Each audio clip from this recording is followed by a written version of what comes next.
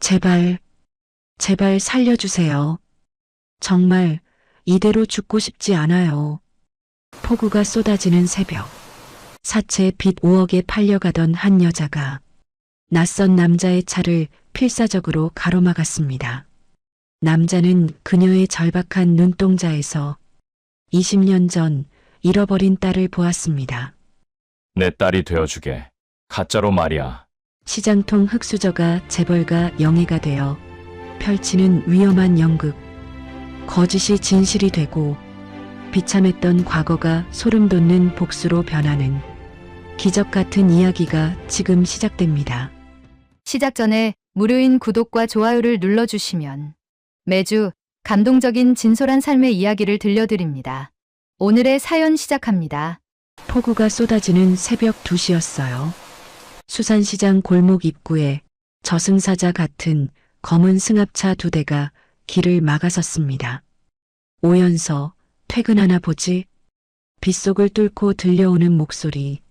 악질 사채업자, 독사였습니다. 연서는 50kg 얼음을 나르느라 터져버린 손바닥을 꽉 쥐었어요. 20년 동안 신문 배달부터 공사장 막일까지 안 해본 게 없었지만 도박에 미친 양부의 빚 3억은 줄어들지 않았습니다. 오늘이 만기일이야. 돈 못 갚으면 어디로 가는지 알지? 독사의 목소리는 비소리보다 더 싸늘했습니다. 연서는 온몸이 얼어붙은 것 같았어요. 뒤도 돌아보지 않고 반대편 골목으로 뛰었습니다. 젖은 아스팔트에서 운동화가 미끄러졌어요. 넘어질 뻔했지만 간신히 중심을 잡고 계속 뛰었습니다. 숨이 가빠와서 가슴이 터질 것 같았어요. 야, 어디로 도망가? 양아버지 빚 3억, 이자까지 합치면 5억이야. 뒤에서 무거운 발소리가 쫓아왔습니다. 5억이라는 숫자가 연서의 머리를 때렸어요. 평생 벌어도 갚을 수 없는 돈이었습니다. 그때 오토바이 엔진 소리가 들렸어요. 철수였습니다. 수산시장에서 배달 일을 하는 청년이었어요. 연서를 10년째 한결같이 짝사랑하고 있었습니다. 연서야, 빨리 내 뒤에 타. 철수는 비에 젖은 헬멧을 벗어 연서에게 건네며 다급하게 소리쳤어요. 연서는 허겁지겁 철수의 등 뒤에 올라탔습니다. 부르릉. 철수가 힘차게 시동을 걸었어요. 오토바이 배기음이 골목을 울렸습니다. 꽉 잡아. 출발한다. 바퀴가 막 구르기 시작한 찰나였어요. 연서가 이제 살았다고 생각한 바로 그 순간이었습니다. 어딜 도망가. 독사의 부하가 옆에서 날아와 출발하려는 오토바이를 힘껏 걷어찼습니다. 타이밍이 너무나 야속했어요. 쾅! 아! 철수와 연서는 젖은 아스팔트 바닥에 비참하게 나뒹굴었습니다. 시동이 꺼진 오토바이 바퀴만 처량하게 헛돌고 있었어요. 잡아. 저것들 당장 끌고 가. 독사의 고함 소리가 들려왔습니다. 놈들에게 잡히면 끝장이었습니다. 연서는 더 이상 지체할 시간이 없었어요. 바로 그때 옆 도로를 질주하는 검은색 고급 세단이 보였습니다. 연서는 마지막 희망을 걸고 필사적으로 차를 향해 손을 흔들며 멈춰 세웠습니다. 기익! 급브레이크 소리가 골목을 가득 채웠습니다. 차가 연서 코앞에서 간신히 멈췄어요. 뒷좌석 창문이 천천히 내려갔습니다. 정장을 입은 중년 남자가 차가운 눈빛으로 상황을 주시했어요. 한태산이었습니다. 한울그룹의 회장이었어요. 연서는 절망에 빠진 채 차 문 손잡이를 잡아당겼습니다. 다행히 문이 열렸어요. 빗물에 젖은 채 억지로 뒷좌석에 들어가 좌석 아래 엎드렸습니다. 제발 살려주세요. 정말 죽고 싶지 않아요. 연서의 목소리가 떨렸어요. 태산은 이 여자를 내려다봤습니다. 그 순간 태산의 가슴이 뛰었어요. 공포와 도끼가 뒤섞인 연서의 눈동자에서 20년 전 실종된 친딸 세희의 눈매를 겹쳐봤습니다. 같은 모양의 쌍꺼풀, 같은 색깔의 눈동자. 묘한 기시감이 들었어요. 독사가 차를 가로막고 행패를 부리려 다가왔습니다. 죄송합니다. 저희가 쫓던 도망자인데요. 태사는 비서를 시켜 거에게 수표 뭉치를 던져 상황을 무마시켰어요. 이 정도면 충분하겠지? 독사는 돈다발을 보고 눈이 휘둥그레졌습니다. 평생 한 번도 본 적 없는 큰 돈이었어요. 아, 예. 충분합니다. 독사와 부하들은 돈을 받고 허겁지겁 사라졌습니다. 태사는 연서를 경찰서에 인계하는 대신 자신의 안전가옥으로 데려갔어요. 다음 날 아침 안전가옥에서 눈을 뜬 연서는 깨끗한 침대와 따뜻한 방에 놀랐습니다. 20년 만에 처음으로 편안한 잠을 잔 기분이었어요. 태산이 방에 들어왔습니다. 자네 빚이 얼마나 되나? 3억 원입니다. 양아버지가 도박으로 만든 빚이에요. 내가 그 막대한 사채 빚을 전부 청산해 주겠네. 대신 조건이 있어. 태산의 눈빛이 진지해졌어요. 내 딸이 되어주게. 가짜로 말이야. 무슨 말씀이신지. 20년 전에 실종된 내 딸 세희 역할을 해달라는 거야. 현재 그룹 경영권을 노리는 이복 동생 민혁의 공격을 방어하기 위해 실종된 딸이 반드시 필요해. 자네에게 가짜 딸 한세희가 되어 후계자 연기를 해달라고 요구하는 거지. 연서는 다음 날 아침까지 고민했어요. 범죄에 가담할 수 없다는 생각이 들었습니다. 가짜 딸 노릇을 하는 건 사기였으니까요. 하지만 태산의 서늘한 경고가 따라왔어요. 거절할 경우 다시 독사에게 넘겨져 이름 모를 곳으로 팔려갈 수 있네. 자네에겐 선택권이 별로 없어 보이는데. 차가운 말투였습니다. 협박에 가까웠어요. 연서는 절망했습니다. 결국 악마의 손을 잡기로 결심할 수밖에 없었어요. 알겠습니다. 하겠습니다. 그리고 나서 연서는 태산이 섭외한 최고급 미용실과 의상실을 돌며 거친 시장통의 흔적을 지웠습니다. 미용실에서는 거칠었던 머리카락을 윤기나는 웨이브로 바꿨어요. 네일샵에서는 갈라진 손톱을 예쁘게 다듬었습니다. 백화점 명품관에서는 머리부터 발끝까지 재벌가 영예의 스타일로 외적인 변신을 감행했어요. 거울 속 자신의 모습이 낯설었습니다. 시장통에서 일하던 거친 여자는 완전히 사라졌어요. 화려하게 변신한 연서가 태산의 본가 저택 현관에 들어섰습니다. 궁궐처럼 큰 집이었어요. 현관 앞에는 고용인들이 도열해 있었습니다. 태산은 도열해 있는 고용인들에게 연서를 소개했어요. 여러분, 기적적으로 찾은 내 딸 세희입니다. 태산의 목소리가 저택에 울려 퍼졌습니다. 본격적인 대국민 사기극의 서막을 알리는 순간이었어요. 고용인들이 일제히 고개를 숙여 인사했습니다. 안녕하세요, 아가씨. 연서는 새로운 인생이 시작됐다는 걸 느꼈어요.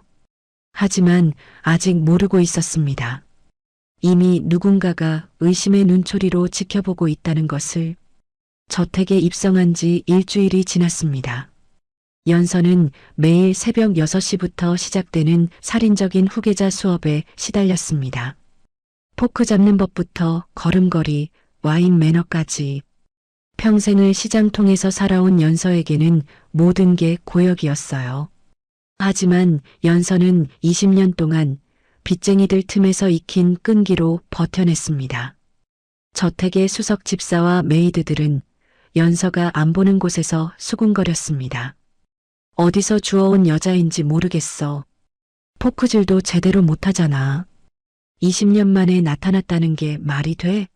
근본 없는 대역 같은데. 회장님도 참 답답하셔. 저런 걸로 속으시다니. 복도를 지나가다 이런 말을 들은 연서는 가슴이 아팠어요. 하지만 시장통에서 익힌 생존 본능으로 무시하며 견뎠습니다. 20년 동안 온갖 무시와 모욕을 당해봤으니 이 정도는 참을 수 있었어요. 연서는 밤새워 기업 경영 리포트를 암기했습니다. 한울그룹의 계열사부터 매출 현황까지 모든 걸 외워야 했어요. 새벽 3시까지 책상에 앉아 공부했습니다. 한울건설 매출 3조 2천억, 한울화학 매출 1조 8천억. 숫자들이 머릿속에서 뱅뱅 돌았어요. 하지만 포기할 수 없었습니다. 그런데 사흘째 되던 날 예고 없는 방문객이 왔어요. 태산의 이복 동생인 민혁의 처, 즉 연서의 숙모와 그녀의 딸들이었습니다. 숙모는 50대 중반의 여자였어요. 온몸에 명품을 걸치고 오만한 표정을 지었습니다. 딸 둘도 어머니를 닮아 콧대가 하늘을 찔렀어요. 어머, 이 아이가 그 유명한 새이구나. 숙모가 연서를 위아래로 훑어봤습니다. 마치 물건을 평가하는 것 같은 시선이었어요. 안녕하세요, 숙모님. 연서가 인사하자 숙모는 코웃음을 쳤습니다. 목소리부터 천박하네. 20년 동안 어디서 뭐라고 살았길래 이 모양이야? 숙모의 딸들도 거들었어요. 언니, 옷 센스도 별로네. 그 브랜드 요즘 유행 지난 지 오래인데. 맞아. 걸음걸이도 어색하고. 정말 우리 집안 사람 맞나? 연서의 옷차림과 교양 수준을 대놓고 평가하며 모욕적인 언사를 일삼았습니다.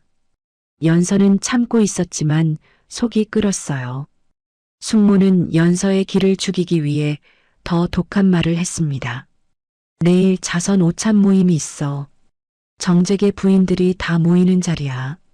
너도 따라와. 네, 숙모님. 부끄러운 꼴 보이지 말고. 우리 집안 체면이 있으니까.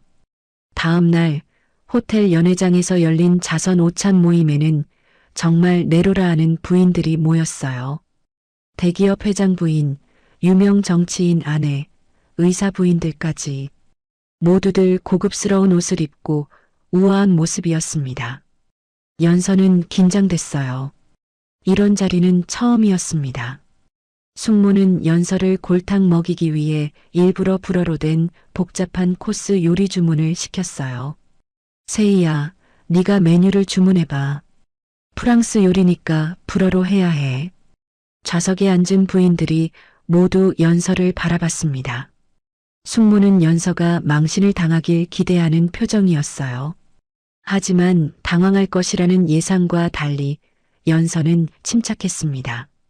수산시장에서 일할 때 외국인 노동자들과 어울리며 배운 실전 불어가 있었어요. 연서가 유창한 불어로 주문을 시작하자 부인들이 놀랐어요. 웨이터가 고개를 끄덕이며 주문을 받았습니다. 연서의 발음은 완벽했어요. 그런데 오히려 메뉴판을 잘못 읽은 숙모가 실수를 했습니다. 아, 그리고 데저트는 크렘 브룰레로. 숙모가 크렘 브룰레라고 콩글리시 발음으로 말하자 연서가 우아하게 교정해줬어요. 숙모님, 크렘 브릴레 씨알미 비아렐이라고 발음하시는 게 맞아요. 좌중이 웃음을 터뜨렸습니다. 숙모의 얼굴이 빨갛게 달아올랐어요. 어머, 세희 양불어 정말 잘하시네요. 어디서 배우셨어요? 한 부인이 관심을 보이자 연서는 솔직하게 대답했습니다. 시장에서 일할 때 프랑스 친구들이 많았어요. 그때 자연스럽게 배웠죠. 와, 정말 실용적이네요. 요즘 젊은 분들은 학원에서만 배우는데. 연서는 특유의 소탈하고 유머러스한 화법으로 부인들의 호감을 샀어요. 프랑스 친구가 저한테 욕을 가르쳐줘서 그걸 먼저 배웠어요. 나중에 알고 보니 나쁜 말이더라고요. 부인들이 깔깔 웃었습니다. 어머, 정말 재미있는 분이시네요. 격식에 얽매이지 않고 자연스러우시네. 맞아요. 요즘 젊은이들은 너무 딱딱한데 세희 양은 매력이 있어요. 연서가 모임의 분위기를 주도하기 시작했어요. 까다로운 부인들도 연서의 진솔한 모습에 마음을 열었습니다. 숙모는 계획이 틀어진 게 못마땅했지만 어쩔 수 없었어요. 연서가 오히려 주목받는 상황이 되어버렸습니다. 하늘그룹 후계자답게 똑똑하시네요. 아버님이 자랑스러우시겠어요. 부인들의 칭찬이 이어졌어요. 이 사건이 참석자들의 SNS를 통해 퍼지기 시작했습니다.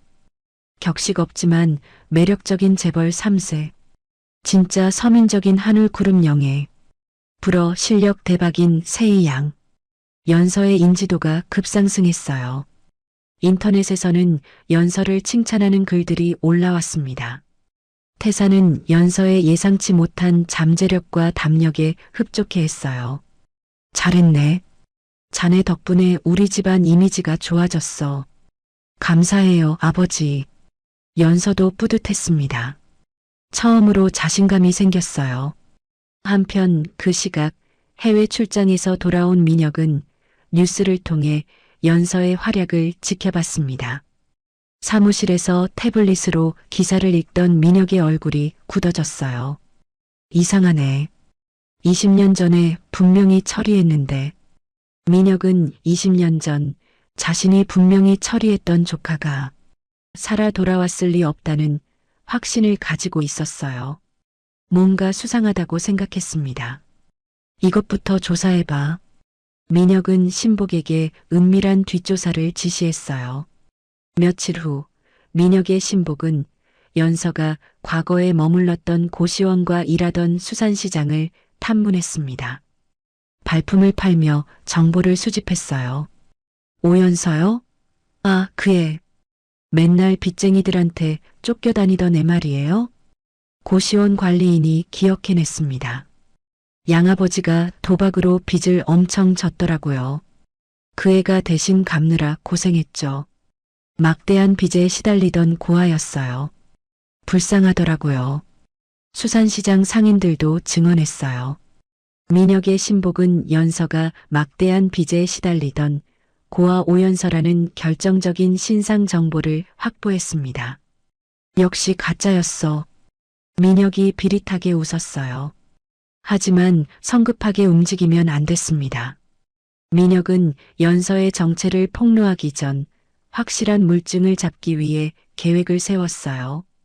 태산의 저택 내부 보안 요원 중 한 명을 매수했습니다. 연서의 칫솔이나 머리카락 등 유전자 샘플을 채취해와. 알겠습니다. 민혁은 유전자 검사로 확실한 증거를 잡으려 했어요. 그러면 연서가 가짜라는 걸 과학적으로 증명할 수 있었습니다. 이번엔 확실하게 끝내주지. 민혁의 눈빛이 차갑게 빛났어요. 복수의 칼날을 갈기 시작했습니다.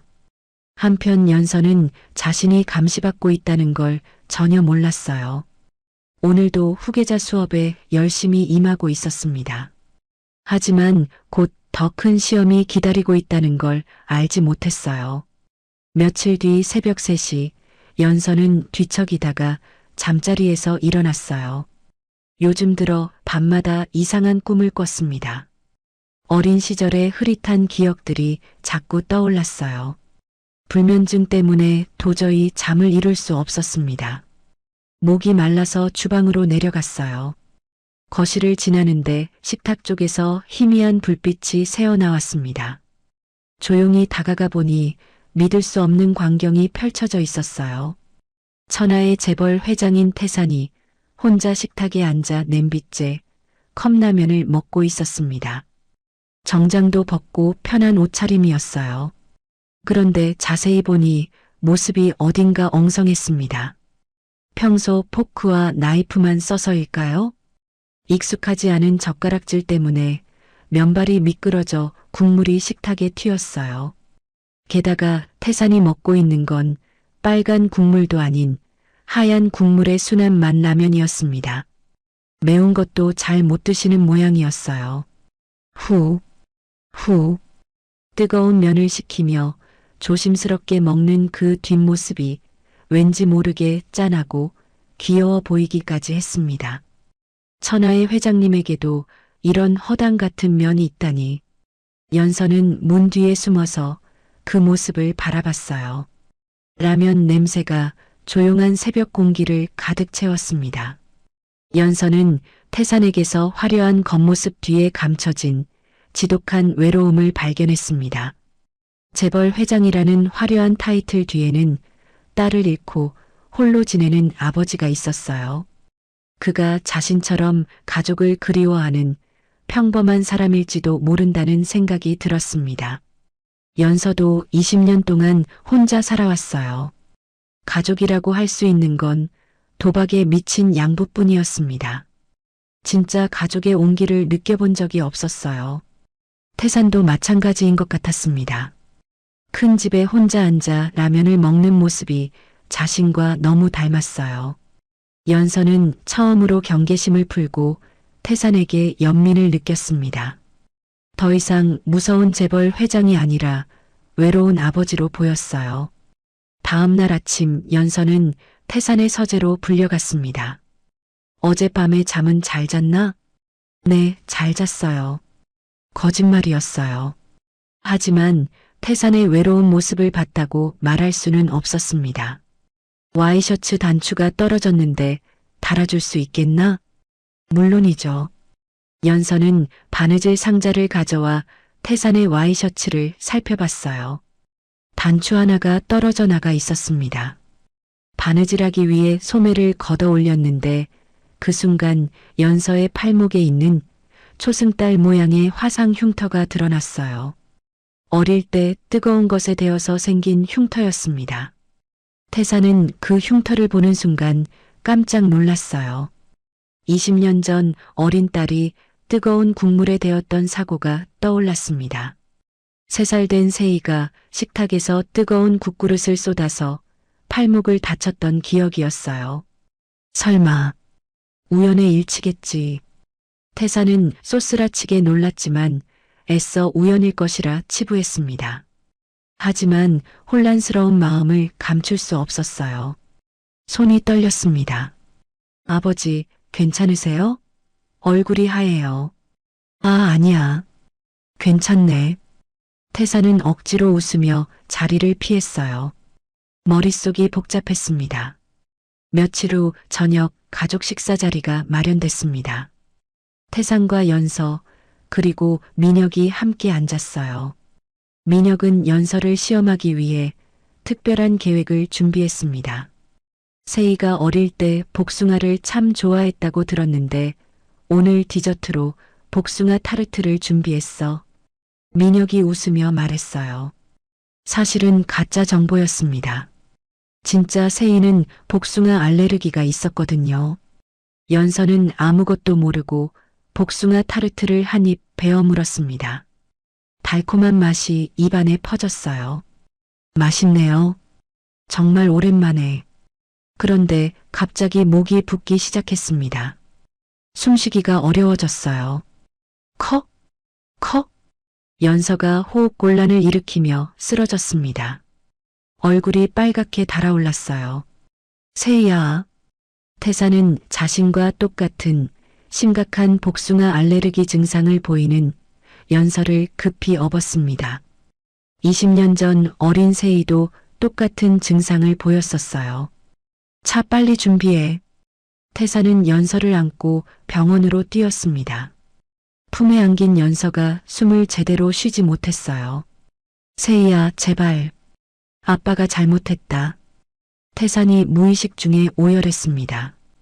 진짜 딸을 부르는 것처럼 간절했어요. 병원 응급실에 도착해 연서는 즉시 치료를 받았습니다. 태산은 복도에서 초조하게 기다렸어요. 20년 전 세이를 잃었을 때처럼 불안했습니다. 그런데 그 시각 수상한 일이 벌어지고 있었어요. 민혁이 매수한 간호사가 체열실에서 연서의 혈액 샘플을 몰래 빼돌리려 했습니다. 하지만 태산의 경호원이 이 수상한 움직임을 포착했어요. 뭐 하는 거야? 아, 아니에요. 그냥. 간호사는 당황하며 도망쳤습니다. 경호원들이 저지했지만 이미 혈액 일부를 빼돌린 후였어요. 연서는 흐릿한 의식 속에서 태산의 절박한 외침을 들었습니다. 세희야, 아빠가 잘못했다는 말이 귓가에 맴돌았어요. 그 순간 연서는 깨달았습니다. 태산이 자신을 단순한 대역이 아닌 잃어버린 딸의 투영으로 대하고 있다는 것을, 진심으로 걱정하고 있다는 것을. 연서는 마음의 문을 조금 더 열었어요. 이 사람이 진짜 자신을 아끼고 있다는 걸 느꼈습니다. 태산은 민혁이 연서의 정체를 의심하고 있음을 확신했어요. 혈액 샘플을 빼돌리려 한 것도 민혁의 짓이 분명했습니다. 나도 확인해 봐야겠어. 태산은 역으로 자신이 먼저 진실을 확인하기 위해 국과수 출신의 분석가에게 비밀리에 친자 확인 검사를 의뢰했습니다. 검사 결과가 나오기 전날 밤 태산은 연서를 외부와 철저히 차단된 개인 별장으로 피신시켰어요. 민혁의 감시망을 피하기 위해서였습니다. 저택 주변 경비도 대폭 강화했어요. 별장에서 깨어난 연서는 태산이 밤새 자신을 간호했다는 걸 알았습니다. 의자에 앉아 졸고 있는 태산의 모습을 봤어요. 걱정스럽게 바라보는 눈빛이 따뜻했습니다. 연서는 차가운 계약 관계인 갑이 아니라 따뜻한 아버지의 온기를 느꼈어요. 묘한 감정에 휩싸였습니다. 이런 느낌은 처음이었어요. 진짜 아버지가 있다면 이런 기분일까 하는 생각이 들었습니다. 드디어 그날이 왔어요. 비서실장이 떨리는 손으로 유전자 검사 결과 봉투를 태산에게 전달했습니다. 회장님, 결과가 나왔습니다. 태산은 서재 문을 걸어 잠그고 혼자 봉투를 열었어요. 손이 떨렸습니다. 봉투 안에서 나온 종이에는 충격적인 내용이 적혀 있었습니다. 친자 일치 확률 99.99%. 태산은 그 문구를 확인하는 순간 주저앉았어요. 20년 만에 진짜 딸을 찾은 거였습니다. 가슴이 터질 것 같았어요. 세희야, 내 딸. 정말 내 딸이었구나. 태산은 통곡했습니다. 20년 동안 참아왔던 그리움과 죄책감이 한꺼번에 터져나왔어요. 온몸이 떨렸습니다. 태산은 당장 연서에게 달려가서 진실을 말해주고 싶었어요. 하지만 참았습니다. 민혁의 감시망을 피해 그녀를 안전하게 지키고 완벽한 후계자로 만들기 위해 주조총회가 끝날 때까지 비밀을 유지하기로 결심했습니다. 조금만 더 기다려라, 세희야. 아빠가 모든 걸 준비할 테니까. 태산은 책상에 엎드려 오랫동안 울었어요. 기쁨과 슬픔이 뒤섞인 눈물이었습니다. 한편 연서는 별장에서 모르고 있었어요. 자신이 진짜 한세희라는 놀라운 진실을, 더 큰 운명이 기다리고 있다는 것을. 다음 날 아침 민혁은 자신의 사무실에서 비릿한 미소를 지었어요. 책상 위에는 연서의 과거를 담은 두꺼운 파일이 놓여 있었습니다. 흥신소를 통해 확보한 연서의 사체 빅 기록들이었어요. 이제 진짜 게임이 시작이지. 민혁은 이 자료를 언론에 익명으로 제보했습니다. 주요 신문사와 인터넷 언론사에 일제히 뿌렸어요. 연서를 완전히 매장시키려는 계획이었습니다. 몇 시간 뒤 인터넷 포털 사이트에는 충격적인 찌라시가 도배됐어요. 한울그룹에 따른 가짜 사기꾼 전과자. 3억 빚더미에 앉은 고아, 출신이 재벌 영예 행세. 한울그룹 후계자는 연기파 사기꾼. 댓글창은 악플로 가득 찼습니다. 연서를 비난하는 글들이 끝없이 올라왔어요. 별장에서 잠에서 깬 연서는 태산의 급한 전화를 받았습니다. 연서야, 밖으로 나가지 마. 기자들이 몰려왔어. 창문 밖을 내다보니 정말로 수많은 기자가 별장 앞을 에워쌌어요. 카메라를 들고 플래시를 터뜨리며 해명을 요구했습니다. 한세희 씨, 나와서 해명해 주세요. 사기 혐의에 대해 어떻게 생각하십니까? 정말 한울그룹 회장의 딸이 맞습니까? 기자들의 고함 소리가 별장을 흔들었어요. 연서는 과거 빚쟁이들에게 쫓기던 트라우마가 되살아났습니다. 그때의 무서웠던 기억들이 한꺼번에 밀려왔어요. 독사와 그 패거리들이 자신을 쫓아오던 밤, 골목에서 도망치며 숨을 헐떡이던 공포, 그 끔찍한 서리를 들이밀던 차가운 눈빛. 연서는 공포에 질려 커튼을 치고 방구석에 숨었습니다. 벽에 등을 기대고 무릎을 끌어안았어요. 온몸이 떨렸습니다. 또 시작이구나. 또 쫓기는 거야. 20년 동안 시달려온 공포가 다시 찾아왔어요. 이번엔 빚쟁이가 아니라 기자들이었지만 똑같이 무서웠습니다. 그때 방문이 열리며 태산이 들어왔어요. 연서의 떨리는 모습을 본 태산의 얼굴이 굳어졌습니다. 연서야. 태산이 다가와 연서의 떨리는 어깨를 감싸 안았어요. 따뜻한 체온이 전해졌습니다. 네가 누구든 상관없어. 오연서든 한세이든 상관없다고. 태산의 목소리가 단호했어요. 지금부터 넌 내 목숨을 걸고 지킬 내 딸이야. 아무도 널 건드리지 못하게 할 거야. 태산이 연서를 일으켜 세웠습니다. 연서의 눈에서 눈물이 흘렀어요. 20년 만에 처음으로 누군가가 자신을 지켜준다고 말해줬습니다. 하지만 밖에 기자들이 내가 처리할게. 우리 함께 나가자. 태산은 연서의 손을 꽉 잡았어요. 그리고 함께 별장 밖으로 나갔습니다. 기자들이 일제히 몰려들었어요. 카메라 플래시가 눈을 아프게 했습니다.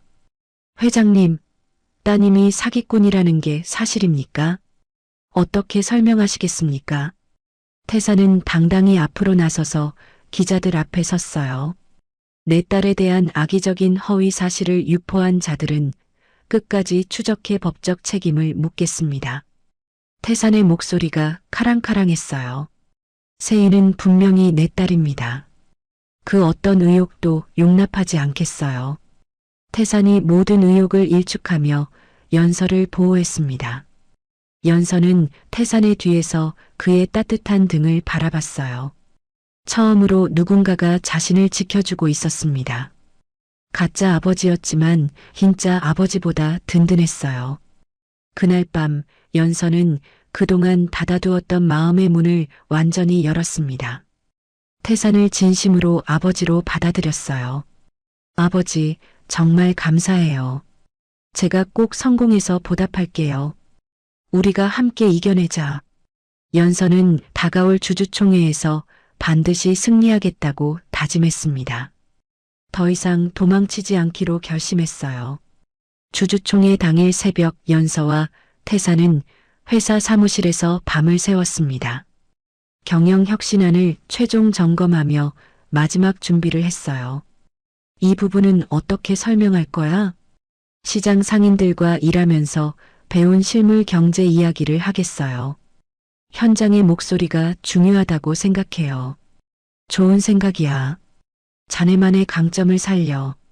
둘은 단순한 혈연을 넘어선 동료이자 가족으로서 완벽한 호흡을 맞췄어요.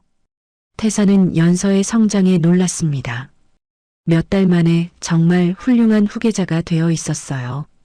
주주총회장에는 수백 명의 주주들이 모였습니다. 대주주부터 소액주주까지 한울그룹의 미래를 결정할 사람들이었어요. 연서가 단상에 올랐을 때 민혁 파벌에서 야유가 터져나왔습니다. 사기꾼이 뭘 안다고. 가짜 딸 내세워서 우롱하나. 공격적인 자질 검증 질문들도 쏟아졌어요. 경영 경험도 없는 사람이 어떻게 회사를 이끌겠습니까? 과거 신상에 대해 해명해 보세요. 하지만 연서는 흔들리지 않았습니다.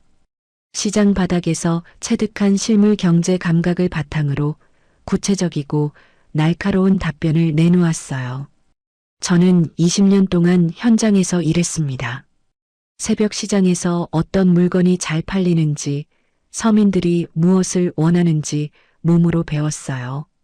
연서의 목소리에 진정성이 담겼습니다. 대기업이 놓치기 쉬운 서민들의 목소리를 대변하고 싶습니다.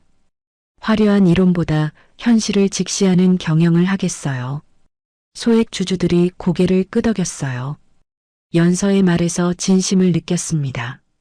한울그룹이 국민들에게 사랑받는 기업이 되도록 하겠습니다.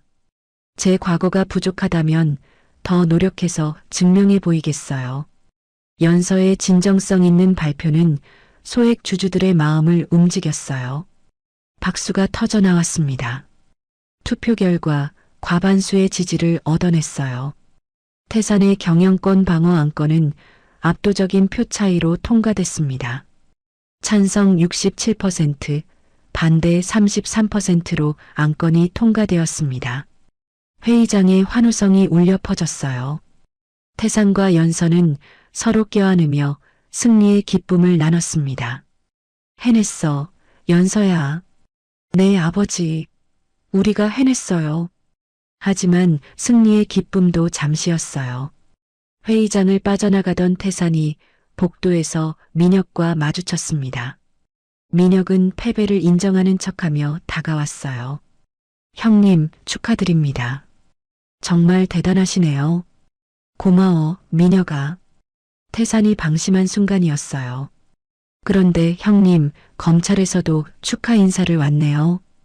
민혁이 비릿한 미소를 지었습니다. 입꼬리가 사악하게 올라갔어요. 민혁의 말이 끝나기 무섭게 검찰 수사관들이 복도로 들이닥쳤습니다. 정장을 입은 수사관들이 태산을 에워쌌어요. 한태산 씨 횡령 및 배임 혐의로 체포영장이 발부되었습니다. 수사관이 체포영장을 내밀었어요. 뭐라고? 무슨 횡령? 태산이 당황했습니다. 전혀 예상치 못한 일이었어요. 아버지. 연서가 달려왔지만 수사관들이 막았습니다. 죄송합니다. 수갑 차겠습니다. 차가운 수갑이 태산의 손목에 채워졌어요. 태산은 연서가 보는 앞에서 체포됐습니다. 연서야, 걱정하지 마. 곧 돌아올게. 태산이 연행되면서 연서에게 말했어요. 하지만 연서는 절망에 빠졌습니다. 승리의 순간에 찾아온 최악의 상황이었어요.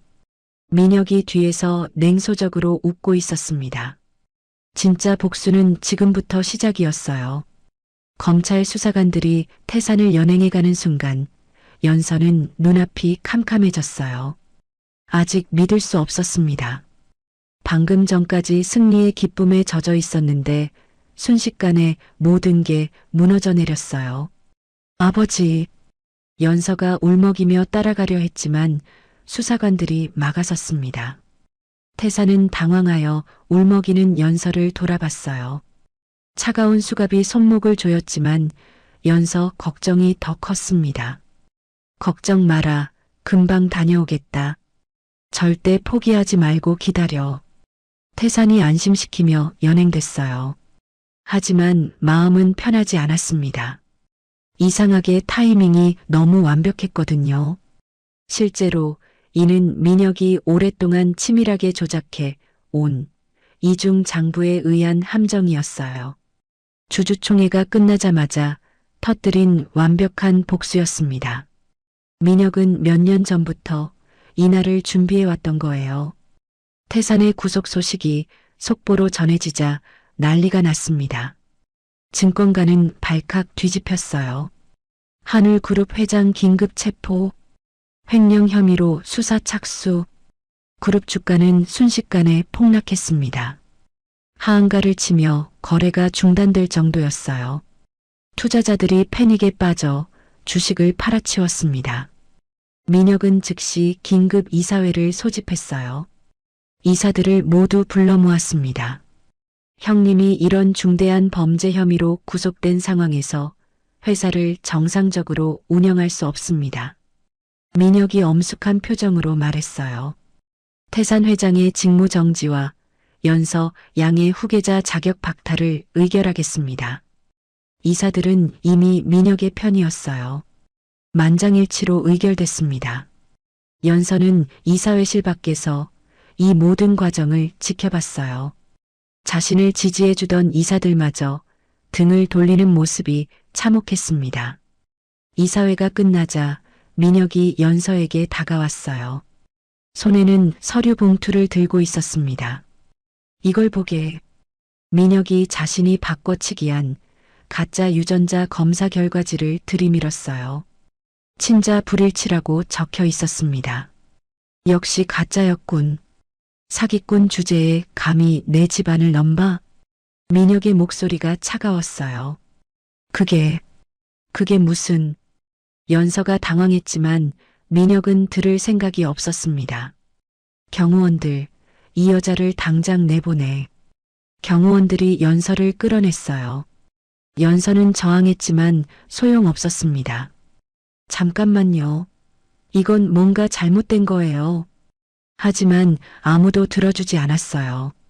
연서는 저택에서 쫓겨났습니다. 그날 밤 빈털터리가 된 연서는 비를 맞으며 거리를 배회했어요. 갈 곳이 없었습니다. 며칠 전까지만 해도 재벌가 영예였는데 순식간에 노숙자가 된 기분이었어요. 비가 점점 세게 내렸습니다. 연서는 젖은 옷을 움켜쥐고 걸었어요. 발걸음에 힘이 없었습니다. 그러다 허름한 분식집 앞을 지나게 됐어요. 태산과 함께 가기로 약속했던 곳이었습니다. 언젠가 우리 둘이 저런 데서 떡볶이나 먹으면서 수다 떨어보자. 태산이 했던 말이 떠올랐어요. 연서는 하염없이 눈물을 흘렸습니다. 그 약속은 이제 지킬 수 없을 것 같았어요. 설상가상으로 연서가 재벌가에서 축출되었다는 소식을 들은 독사 패거리가 나타났습니다. 검은 승합차가 골목에 멈춰섰어요. 저기 있다. 오연서. 독사와 부하들이 연서를 둘러쌌어요. 연서는 도망갈 힘도 없었습니다. 어디 갈 생각하지 마. 이번엔 확실히 끝장내줄게. 독사 패거리는 연서를 강제로 승합차에 태웠어요. 연서는 저항했지만 소용없었습니다. 인적이 드문 폐창고로 끌려갔어요. 폐창고 안은 음습하고 차가웠습니다. 연서는 낡은 의자에 결박당했어요. 밧줄이 손목을 파고들어 아팠습니다. 독사가 연서 앞에 쪼그려 앉았어요. 회장 딸인 줄 알고 놔줬더니 사기꾼이었냐? 날 바보로 만들었어. 독사가 이를 갈았습니다.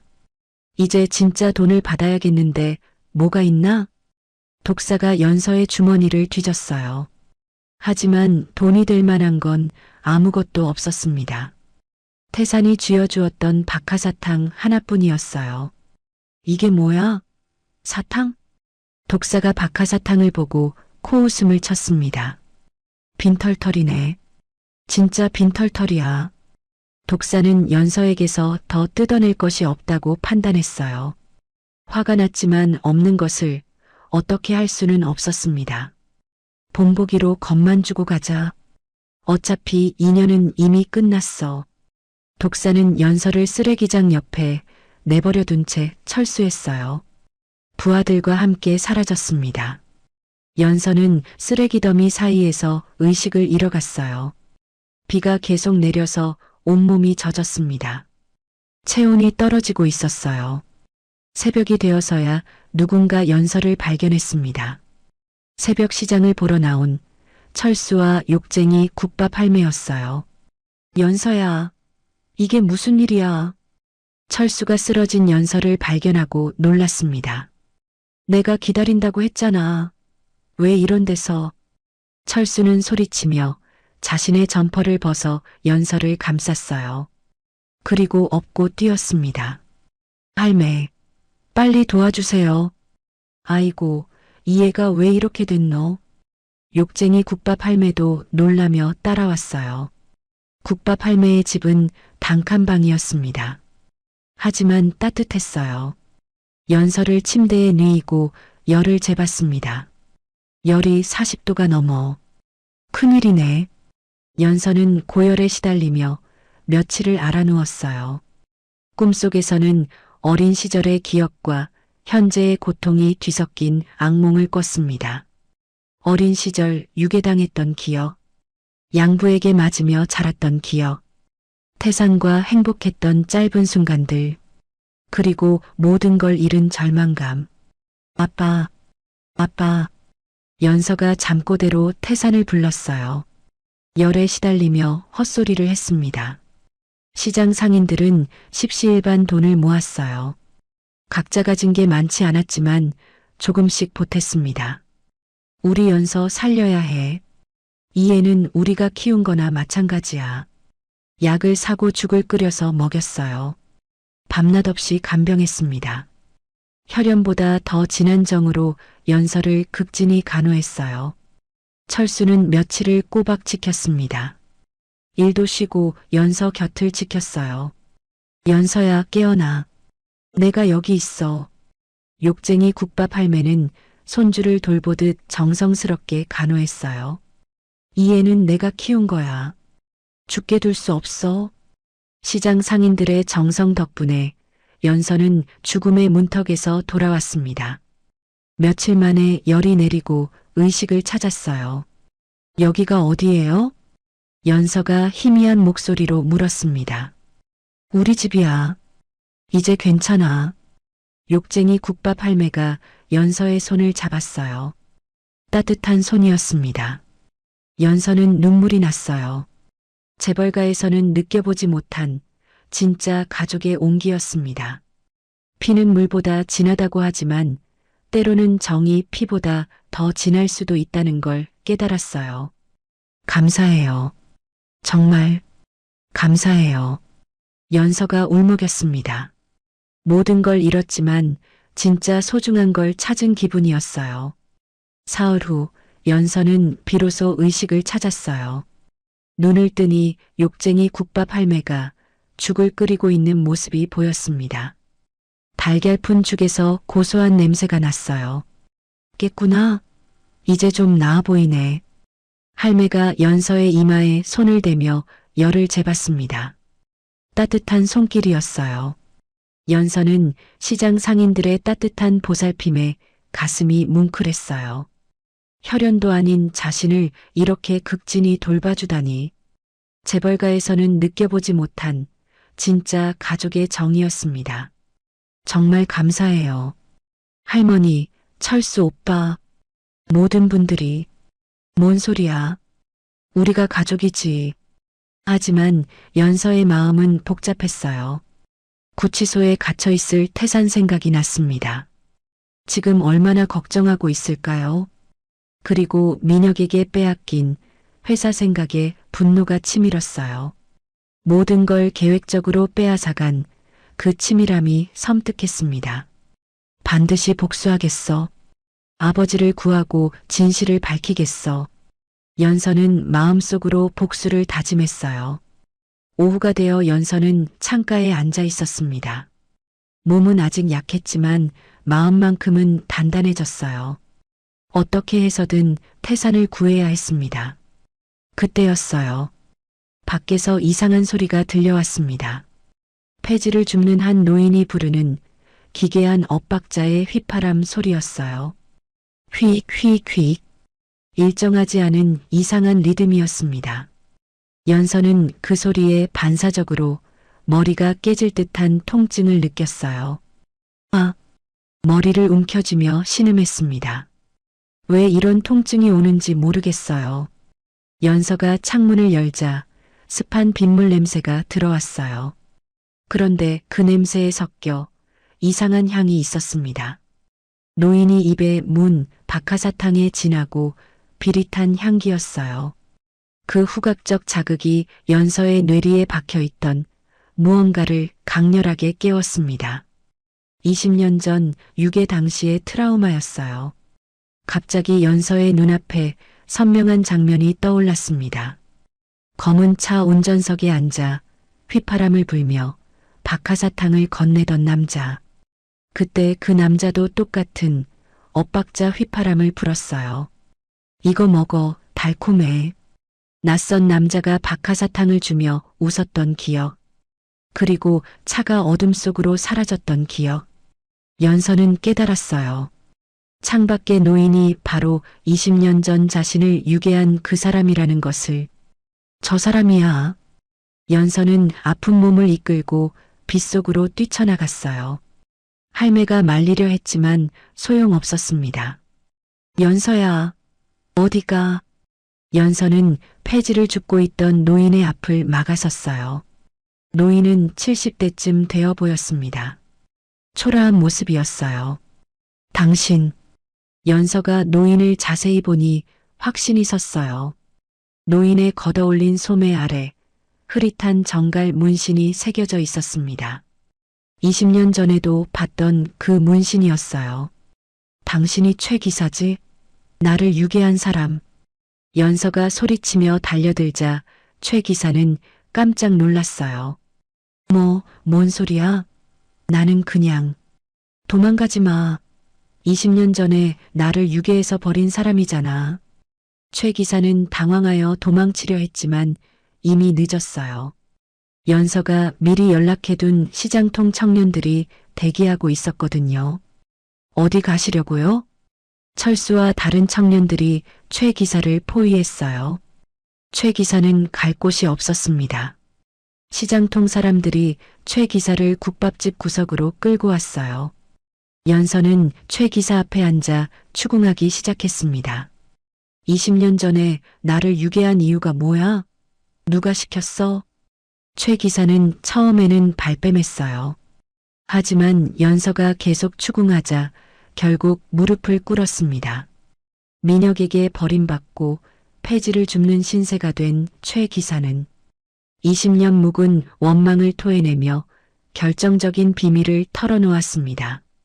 민혁 도련님이 시켰어. 그리고 나를 버렸어. 최 기사는 흐느끼며 충격적인 사실을 덧붙였습니다. 사실 나는 민혁 도련님을 믿지 못했어. 그래서 만약을 대비해 민혁 도련님과의 통화 내용을 녹음해뒀어.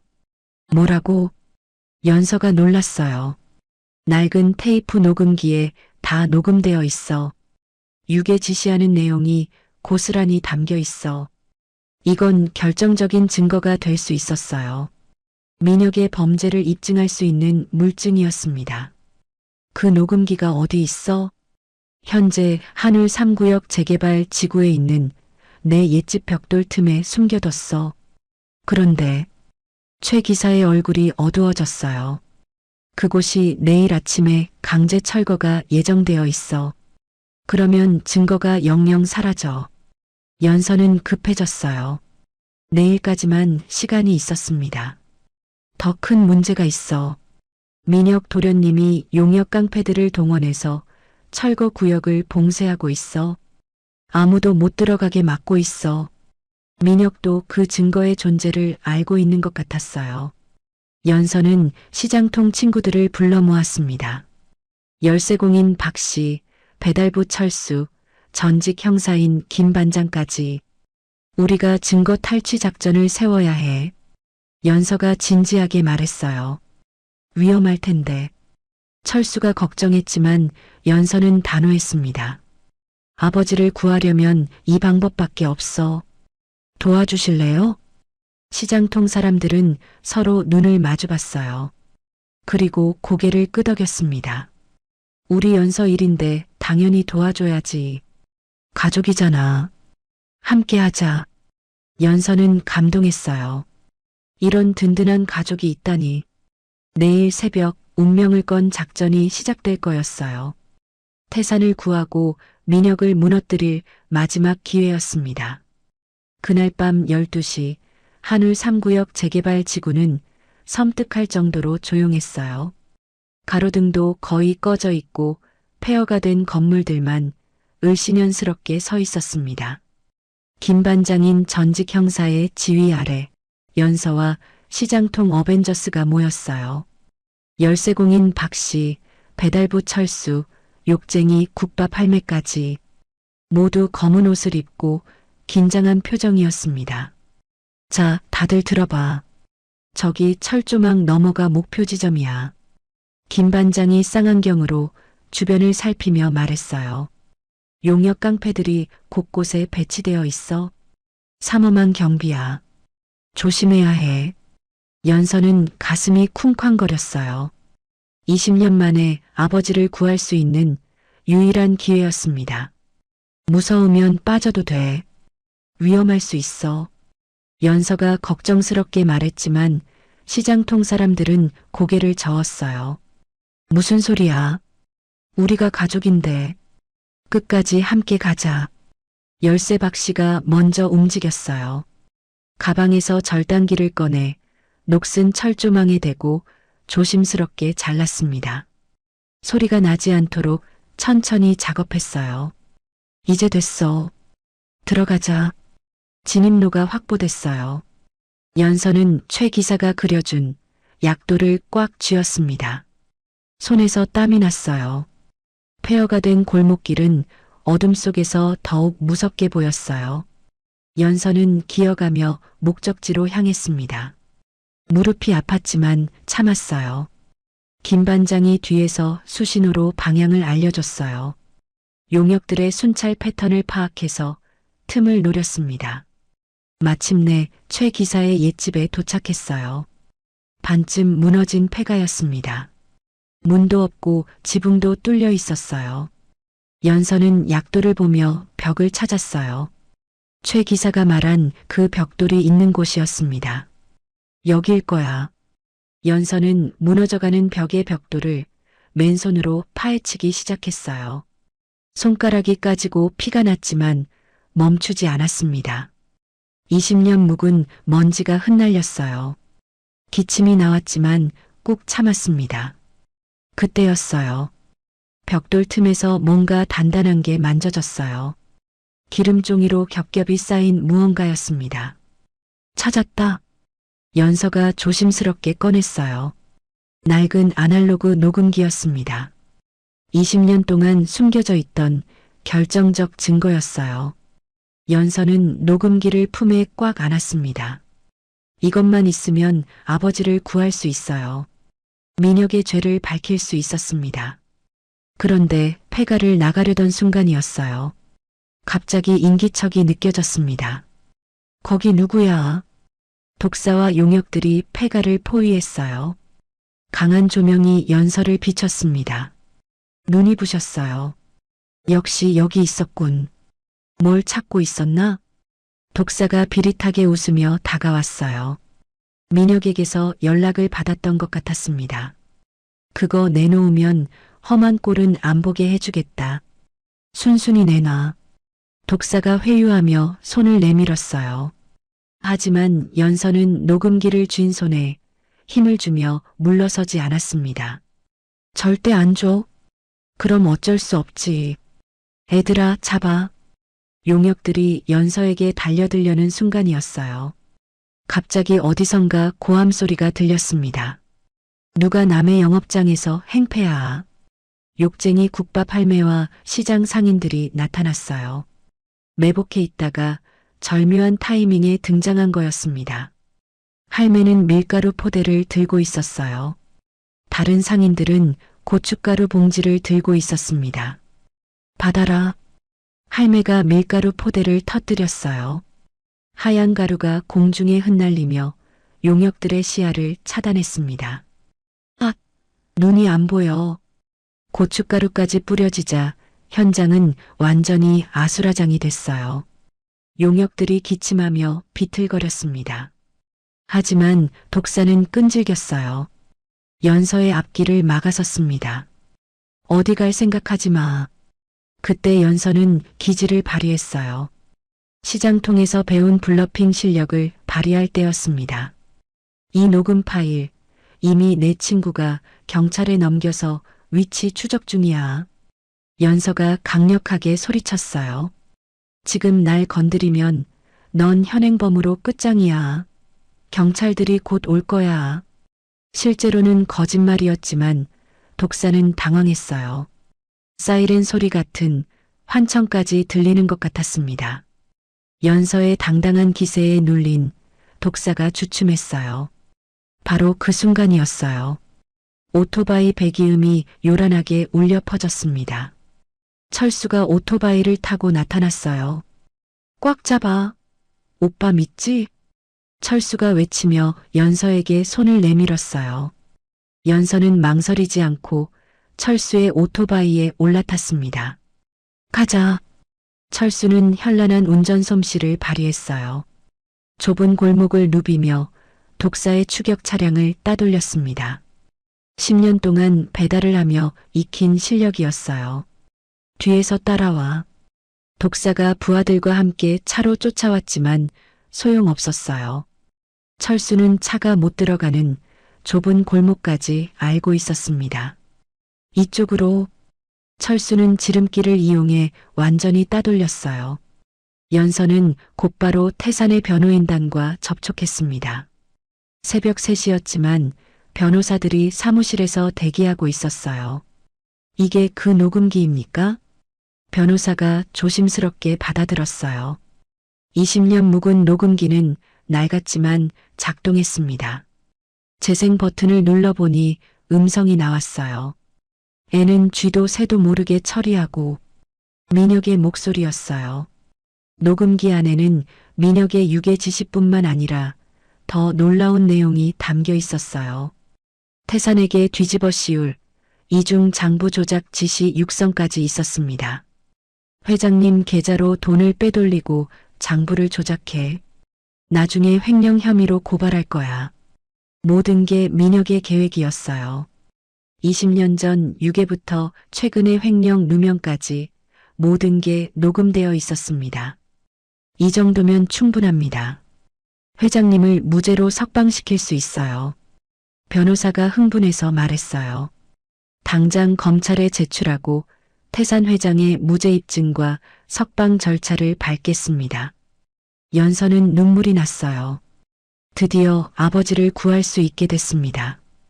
20년 만에 진실이 밝혀지는 순간이었어요. 민혁의 모든 범죄가 드러날 거였습니다. 감사해요. 정말 감사해요. 연서가 울먹이며 말했어요. 시장통 가족들이 없었다면 불가능했을 일이었습니다. 이제 진짜 반격이 시작될 거였어요. 다음 날 아침 서울 시내 최고급 호텔의 그랜드 볼룸은 화려함의 극치였어요. 민혁의 회장 취임식을 위해 수많은 취재진과 정재계 인사들이 모였습니다. 플래시가 번쩍거리고 카메라가 돌아가는 가운데 민혁은 득이만만한 표정이었어요. 그런데 식장 입구에 이상한 조합이 나타났습니다. 연서가 흑투성이가 된 옷을 입은 채 경찰청장과 함께 도착한 거예요. 어젯밤 증거 수집 작전을 벌이느라 제대로 씻지도 못한 상태였습니다. 저 여자가 왜 여기 있지? 참석자들이 수군거렸어요. 연서는 당당했습니다. 더 이상 숨을 이유가 없었거든요.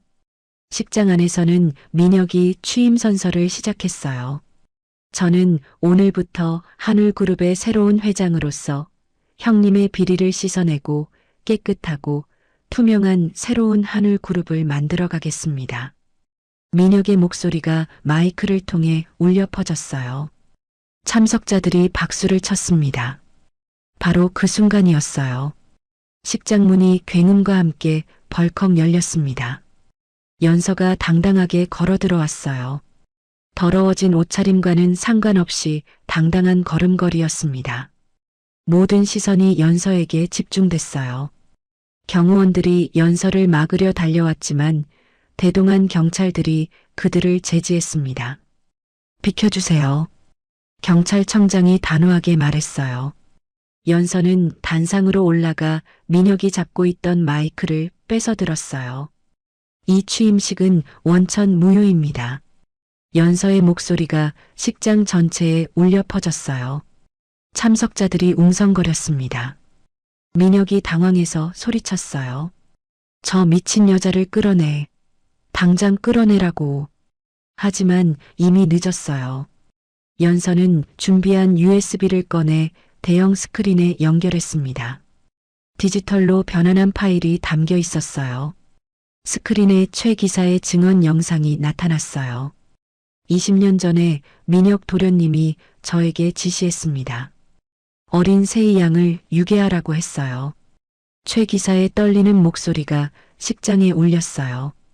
참석자들이 충격에 빠졌습니다. 그리고 결정적인 순간이 왔어요. 연서가 재생 버튼을 누르자 스피커에서 소리가 흘러나왔습니다. 치지직, 지직, 처음에는 낡은 테이프가 돌아가는 거친 잡음만 들렸어요. 장내에 긴장감이 감돌았습니다. 민혁은 별거 아니겠지 하며 코웃음을 쳤어요. 하지만 그 순간이었습니다. 잡음을 뚫고 민혁의 목소리가 소름 끼치도록 선명하게 터져나왔어요. 애는 아무도 모르게 없애버리고 형님 보낼 이중장부도 완벽하게 심어. 마치 바로 옆에서 속삭이는 듯 또렷한 음성이었습니다. 20년 전 민혁의 목소리였어요. 냉혹하고 계산적인 그 목소리가 그랜드 볼룸 전체를 얼어붙게 만들었습니다. 장내는 완전히 경악에 빠졌어요. 기자들이 카메라를 민혁에게 집중했습니다. 민혁의 얼굴은 사색이 되어 있었어요. 이건 조작이야. 가짜야. 민혁이 변명하며 도망치려 했어요. 하지만 그의 앞을 누군가 가로막았습니다. 태산이었어요. 결정적 증거로 횡령 누명을 벗고 무혐의로 풀려난 태산이 정장을 입고 서 있었습니다. 분노에 찬 눈빛으로 민혁을 내려다봤어요. 형님, 민혁이 떨리는 목소리로 말했어요. 태산은 더 이상 참을 수 없었어요. 민혁의 뺨을 잇는 힘껏 후려쳤습니다. 퍽! 민혁이 바닥에 쓰러졌어요. 20년 동안 참아왔던 분노가 터져나온 거였습니다. 내 딸을 건드리고 회사를 농락한 대가다. 태산이 일갈하며 그동안 참아왔던 울분을 토해냈어요. 20년 동안 나를 속였구나. 참석자들은 숨을 죽이고 지켜봤어요. 재벌가의 치부가 적나라하게 드러나는 순간이었습니다. 경찰들이 민혁과 그 일당을 현장에서 긴급 체포했어요. 살인 교사 및 무고 혐의였습니다. 한민혁, 당신을 체포합니다. 수갑이 민혁의 손목에 채워졌어요. 민혁과 부하들이 줄줄이 연행됐습니다. 그제서야 태산은 단상에 서 있는 연서에게 다가갔어요. 딸을 바라보는 아버지의 눈빛이었습니다. 연서야. 태산이 연서를 뜨겁게 포옹했어요. 20년 만에 진짜 재회였습니다. 고생했다. 내 진짜 딸 세희야. 태산이 연서를 세희라고 불러줬어요. 더 이상 숨길 필요가 없었거든요. 연서는 눈물이 쏟아졌어요. 드디어 진짜 아버지의 품에 안긴 기분이었습니다. 아빠, 정말 미안해요. 늦게 찾아와서. 아니야. 아빠가 미안해. 너를 지키지 못해서. 부녀의 감동적인 재회 장면이 전국에 생중계됐어요. 시청자들이 눈물을 흘리며 지켜봤습니다. 국민적인 지지와 응원이 쏟아졌어요. 한울그룹은 정통성을 회복하며 빠르게 안정을 되찾았습니다. 1년 후의 어느 날이었어요. 본부장이 된 연서는 회사 구내식당에서 직원들과 함께 점심을 먹고 있었습니다. 스스럼 없이 어울리며 회사를 이끌었어요. 본부장님, 이 기획안 어떠세요? 좋네요. 서민들 입장에서 더 생각해봐요. 연서는 여전히 서민적이었어요. 직원들이 편하게 다가갈 수 있는 리더였습니다. 태산도 많이 변했어요. 주말마다 연서의 양아버지들인 시장 상인들을 저택으로 초대해 파티를 열었습니다. 할머니, 편하게 드세요. 아이고, 회장님이 이렇게까지 해주시면. 욕쟁이 국밥 할매와 시장 상인들이 저택에서 파티를 즐겼어요. 태산은 그들을 진짜 가족처럼 대했습니다. 어느 퇴근길이었어요. 본부장이 된 연서와 퀵서비스 회사 CEO가 된 철수가 태산과 함께 포장마차를 찾았습니다. 떡볶이 3인분이요. 연서가 주문했어요. 재벌 회장과 본부장 그리고 CEO가 포장마차에서 떡볶이를 먹는 모습이 정겨웠습니다. 연서야, 정말 행복해 보인다. 태산이 흐뭇하게 웃었어요. 네, 아빠 정말 행복해요. 그때 태산이 철수에게 농담을 던졌어요. 자니가 내 사위 후보인가? 철수가 당황해서 떡볶이를 흘렸어요. 아, 아직 그런 건. 하하. 세 사람이 웃음을 터뜨렸어요. 행복한 모습이었습니다. 가짜로 시작된 부녀 관계가 진짜 가족이 되었어요. 시장 통해서 만난 진짜 가족들과 함께 새로운 삶을 살아가는 연서. 혈연보다 진한 정으로 이어진 아름다운 가족의 모습이었습니다. 포장마차 위로 따뜻한 불빛이 비쳤어요. 세 사람의 웃음소리가 거리에 울려 퍼지며 이야기는 행복하게 막을 내렸습니다. 연서의 이야기는 우리에게 소중한 진실을 일깨워 줍니다. 진짜 가족이란 혈연으로만 이어지는 것이 아니라는 것을요. 시장 통해서 만난 할머니와 오빠들, 그리고 태산과의 인연이 보여주듯 진심 어린 사랑과 관심이야말로 가족을 만드는 가장 큰 힘입니다. 어려운 환경에서도 포기하지 않고 묵묵히 자신의 길을 걸어온 연서처럼 우리 모두에게는 숨겨진 강인함과 아름다운 마음이 있습니다. 때로는 시련이 우리를 더욱 단단하게 만들고 진정한 행복이 무엇인지 깨닫게 해주죠. 가짜로 시작된 인연이 진짜 사랑이 되고 상처받은 마음들이 서로를 치유하며 새로운 희망을 만들어가는 이야기. 연서와 태산 그리고 시장통 가족들의 따뜻한 사랑이 여러분의 마음에도 온기가 되었기를 바랍니다. 오늘 이야기는 어떠셨나요? 저문은 노을처럼 여러분의 마음속 근심도 훌훌 털어버리시길 바랍니다. 언제나 여러분의 든든한 편이 되어줄 것이니 걱정 마세요.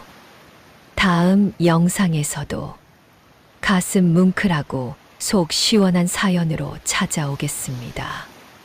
구독과 좋아요를 꾹 눌러주시고 편안한 저녁 보내세요. 감사합니다.